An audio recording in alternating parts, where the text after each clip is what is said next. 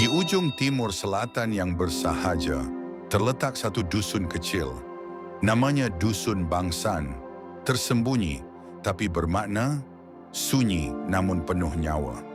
Dusun ini berdiri di tengah-tengah hamparan sawah, dikelilingi lautan hijau yang tak pernah lelah memberi kehidupan. Di satu sisi, terhampar perumahan sederhana penuh kehangatan, dan di sisi lain, terbentang sawah luas seperti permadani alam. Di antara keduanya, berdiri tegak barisan pohon bambu yang bukan hanya peneduh, tapi pelindung.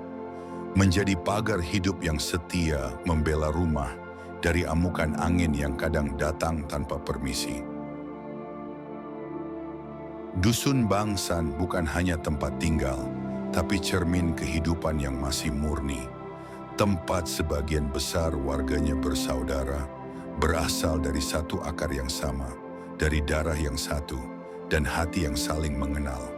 Gotong royong bukan hanya kata di sini, tapi napas sehari-hari.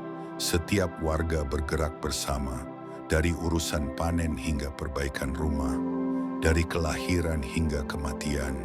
Semua ditangani dengan kebersamaan yang tulus.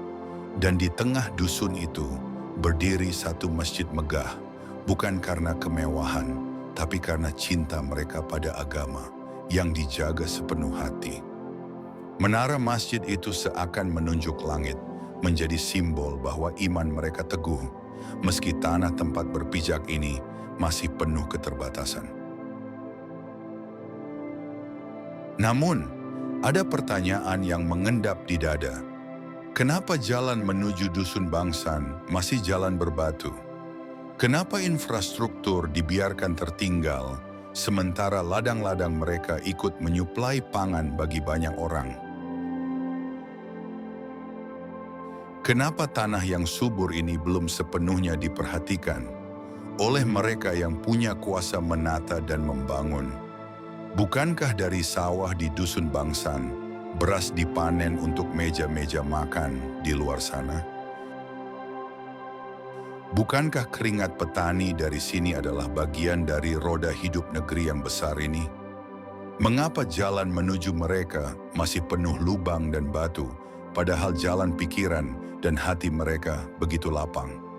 Dusun Bangsan telah memberi banyak tanpa banyak menuntut. Mereka cukup dengan kebersamaan, dengan iman yang teguh, dan tanah yang setia ditanam dan dipanen.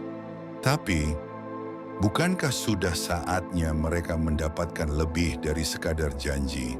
Sebab mereka bukan hanya penduduk dusun, mereka adalah penjaga pangan, penjaga nilai, penjaga harapan,